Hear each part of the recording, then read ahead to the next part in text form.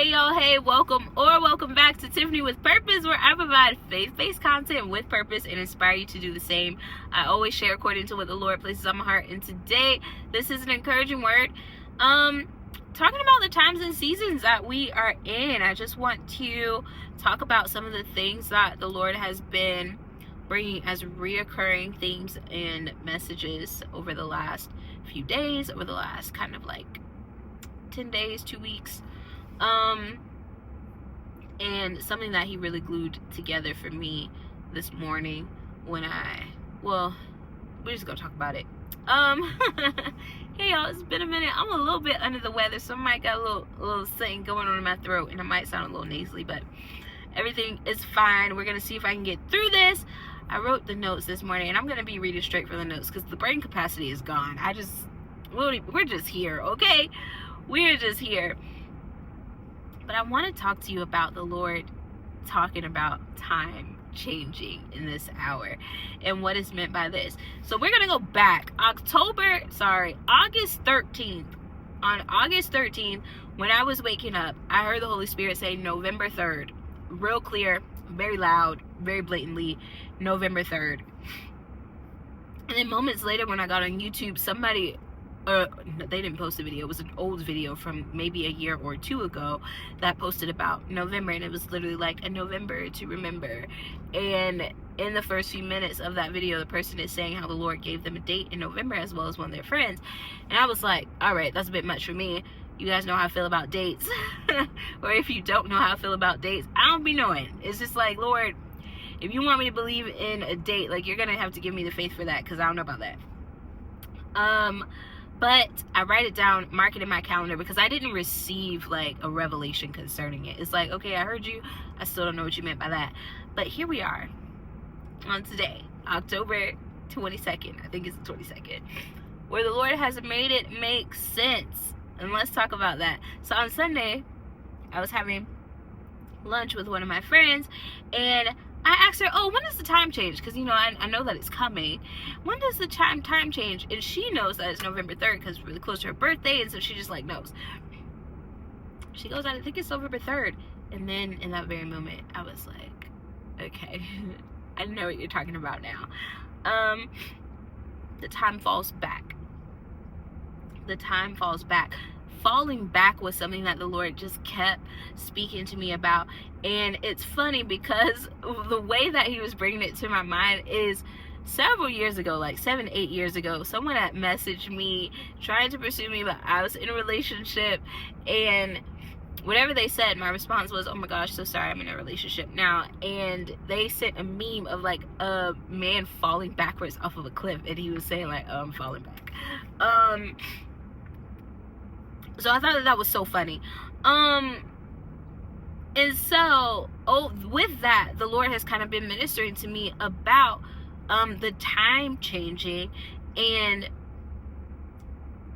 in multiple ways. So the time is changing, but we're gaining time, right? When the time changes in the fall, then, and this is totally an America thing, BT dubs. I don't even think all of us participate in this. I don't really know. I don't know why we still do it. We don't got to talk about that. The time is going to change, and the time is going to fall backwards, but we're going to gain an hour. It always confuses me every single year. The time is falling backwards, but we're going to gain an hour. So that, and then, the Lord just continued to minister concerning that. The time being adjusted, or there being adjustment in time. And then as soon as I kind of received that and was like, okay, because it was yesterday when it kind of finally glued it together, and I was putting all the pieces together and realizing there was a consistency in what I was receiving. One of my friends calls me, and I'm stuck in traffic, and he goes, hey, what's up, Tiff? And I'm like, man, nothing, stuck in traffic. He was like, you too? And then he goes, I'm only 14 minutes away from where I'm supposed to be, but the GPS time keeps getting pushed back. That's all he says. Then somebody calls him, and we get off the phone. He's like, get another call. I'll talk to you later. We don't talk no more.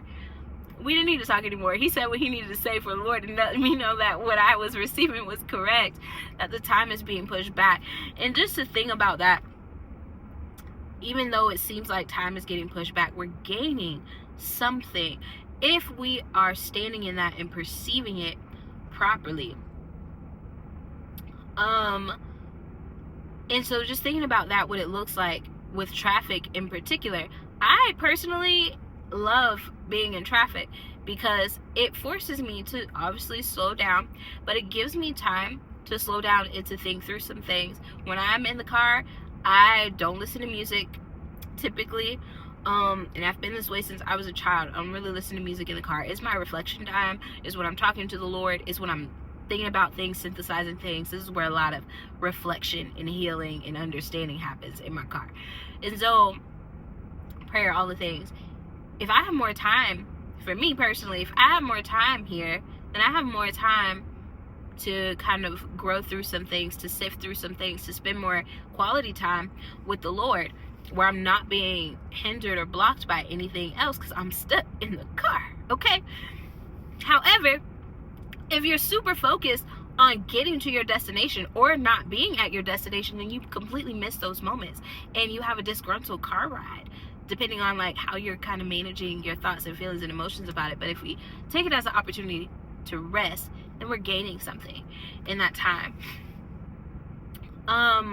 Also on Saturday, in part of my dream, someone comes to me and shows me my own computer and is showing me a email that I received from someone from the YouTube community. In real life, this has not happened, but in the dream, this is what's happening. They're showing me an email, and I'm so upset. I could not remember what the message said verbatim, but it was something to the effect of, it's time. Something is happening again, but like this is the time that is supposed to happen. Something is happening again, but this is the appointed time that is supposed to happen. And then they write underneath it, they're like, this is such a good, rich, powerful word. I think it's really for everyone, but it is 100% for you. That's what the person that emailed it wrote, and I could literally feel their joy through the message, like how excited they were, knowing that it was very clearly from the Lord. But there we are again, thinking, here's something, it's time for something to happen again. And in that, the Lord had been reminding me of this dream that I had back in April. On April 18th, I had a dream where, in April it was still spring. I had a dream where it was summertime, and the Lord was telling me, when summer comes, don't act like you don't have anything. When summer comes, don't act like you don't have anything. He was talking about the changing of the season. When the season changes, don't act like I didn't give you anything. Don't act like you didn't learn anything. In the last season, you learned and you were equipped and you were prepared for all the things that you were about to walk into. So in that last season, we were being equipped. In the last season, we were given the tools. In the last season, we were being trained. And now is the appointed time to go out and walk into those things. Okay? And so it's just kind of all coming together. And in a word that I released in January, I believe, in the very beginning of the year, the Lord was talking about shifting relationships, friendships, whomever He has divinely connected you with, the people that He desires for you to be connected with in life, that He's switching those things around. And it's so funny, when I received that from Him, I kind of felt like I knew. I kind of felt like that process was already done for me, but maybe some more switching and shifting has happened over the year for sure. Yeah. So within that word, the Lord was also saying, when He says go, it's time to run, that He would break the gap barrier of time. The Lord has given the go. I don't know if anybody else got their go, but I got my go a few weeks ago, and He has not relented on me concerning that. The Lord gave me a timeline to get some things done, which is why I've been a little bit MIA lately, and probably will be until everything is kind of in motion, because my hands are in a lot of things right now. However, none of it is out of nowhere. The Lord had already given the vision. He had given the outlines and all of that for these things like a year ago, but now He's like, all right, go. And He's given me the Spirit. He's empowered me by His Spirit to go forth and do these things with joy. I have energy, y'all, that is not mine. It is not my own, and I need it because I have a lot of things to do. in a short amount of time. The Lord is breaking the gap barrier of time. He's empowering you by His Spirit, or He's filling you up with His Spirit with the necessary revelation of understanding and knowledge and wisdom and counsel and whatever it is. He's giving you the vision, and He's literally giving you the strength to endure, to go forth and do the things that He needs for you to do. This was the last thing, I think. So this morning, why I was like, okay, let me go ahead and say something. I had a short little dream. It was so beautiful, where like conversations were replaying, conversations between different people where we were talking about kind of what we're going through right now. And then the Lord showed me sitting at a desk, peaceful, alone by myself, but like I'm intently studying, but like there's such joy and peace in this area, in this atmosphere, and it's open and it's white and all the things. And then I see a flower begin to unfold as it's blossoming, and it was so beautiful. I literally woke up from it because I was like, oh my gosh, this is so beautiful. And I popped up to like try to write it down or whatever. The Lord was very clearly showing me I've been in that space before. That studying space is where I was in my wilderness season that I've since come out of, but that's what it looks like in the beginning. He showed me so many times me sitting in heavenly places, studying, reading books. I would have so many dreams of reading books and studying and sitting and watching things and listening to things being taught to me in my dreams in the very beginning of those of that phase or stage or season of my life or whatever. But this time when He was showing me, He was like, you've been here before, but now I need you to bring others. So it was like, you trained me, and now this is the appointed time to go bring others to do the same. So I've already been there before, but now the assignment is different. The assignment concerning what He's already trained you in is different, and this is the appointed time for some things. So another thing that was going on was I have been seeing the word rose, hearing the word rose so many times. It was very like, hold on, this is actually you. It was so many times over the last 2-3 days. So yesterday I actually like sat with it, and I look in my Blue Letter Bible app, search the word rose. Now in that app I have the King James Version set up, which I do not typically read, but I'm only telling this because I want y'all to know how intentional the Lord is and how so important it is to be led by Him into studying out things that He's giving you. So I felt led to look it up in there because that's not even typically what I do. The word rose shows up like 129 times, and only 2 times is it coming as a flower, and all the times it was presented to me was as a flower. And one of those times is in Solomon, Songs of Solomon, where he is describing his bride as beautiful as the rose, as a rose in the fields of Sharon. And the other time is in Isaiah 35, which we're going to read. But this is so important because it only is called rose. This word is only translated as rose in the King James Version or the New King James Version. The other Bibles versions that I read, New Living Translation, sometimes only recently because I just got the cute little Bible in that translation. But typically I read English Standard Version, and even the NIV. Not all of those translate that same word as crocus. It's another type of flower. But we're going to read then from New King James Version. And I want to point out that this particular passage is called a few different things. In the New King James Version, they call it the future glory of Zion. In the King James Version, it's titled the glory of the Lord. In the English Standard Version, it's titled the ransomed shall return. And so there's so many things happening in this. Different translators have read this, and this is what has been stirred up. Some of them saw the future glory of Zion. Some of them saw the glory of the Lord. Some of them saw the ransomed returning. And this is what it says. The wilderness and the wasteland shall be glad for them. And that was when I woke up from the dream. That's what that image reminded me of. I was in that place of isolation by myself. But it was a happy place. Not a place of trials, but a place of learning, of studying, of being filled with the knowledge of the Lord. The wilderness and the wasteland shall be glad for them, and the desert shall rejoice and blossom as the rose. It shall blossom abundantly and rejoice, even with joy and singing. The glory of Lebanon shall be given to it, the excellence of Carmel and Sharon. They shall see the glory of the Lord, the excellency of our God. Strengthen the weak hands and make firm the feeble knees. Say to those who are fearful hearted, be strong and do not fear. Behold, your God will come with vengeance, with the recompense of God. He will come and save you. Then the eyes of the blind shall be opened, and the ears of the deaf shall be unstopped. Then the lame shall leap like a deer, and the tongue of the dumb shall sing. For water shall burst forth in the wilderness, and streams in the desert. And if y'all know me, y'all know that means a little something, something to me. The water shall burst forth in the wilderness, and streams in the desert. The parched ground shall become a pool, and the thirsty land springs of water. In the habitation of jackals, where each lay, there shall be grass with reeds and rushes. A highway shall be there, and a road, and it shall be called the highway of holiness. The unclean shall not pass over it, but it shall be for others. Whoever walks the road, although a fool, shall not go astray. No lion shall be there, nor any ravenous beast go upon it.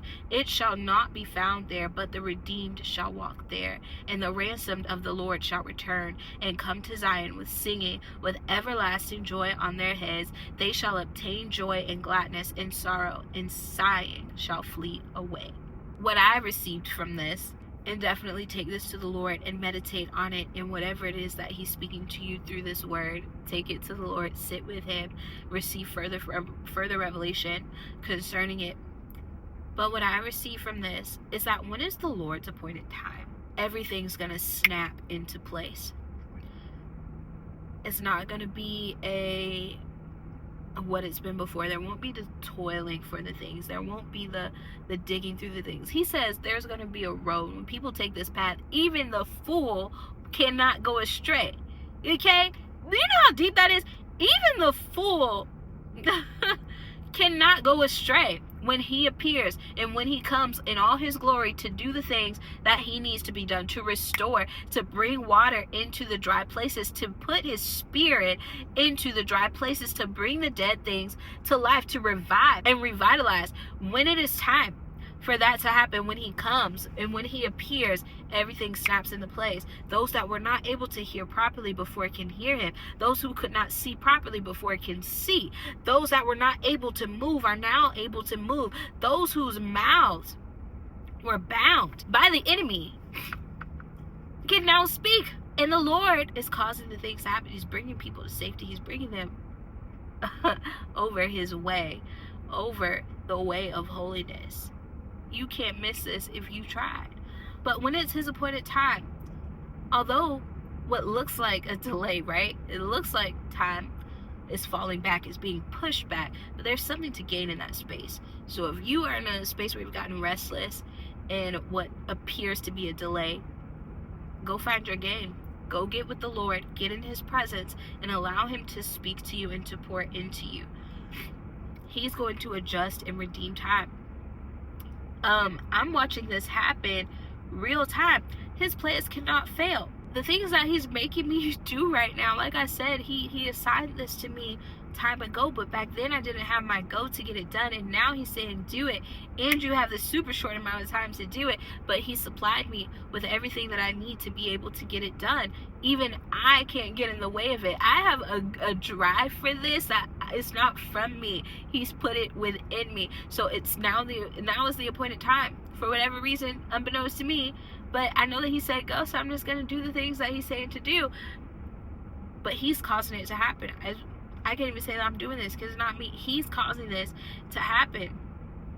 You cannot even get in the way. He is going to give you the joy for it. He's going to give you the drive for it. He's going to give you the initiative. He's going to give you the energy and the spirit to put your hands to the plow and get the things done. And you're going to know it's not you. You're going to know it's not you. So hold on to your hope in this hour. Pray for an extra measure of faith if you feel like your faith is fainting. He says, say to the fearful hearted, be strong and fear not.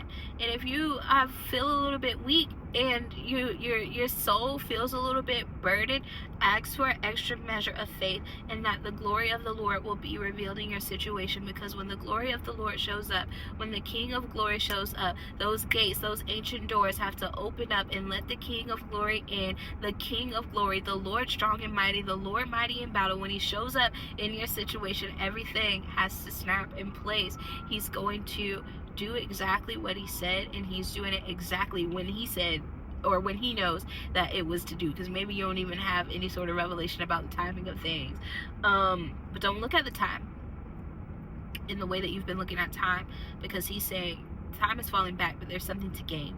So focus on what can be gained in this hour, because the point is that whatever it is in all of our lives, that the people, whoever will know about it, whoever will hear about it, will have to know that it was the hand of the Lord, and that he will get the glory out of the situation. Some of you guys probably prayed that prayer and you didn't realize how dangerous it was.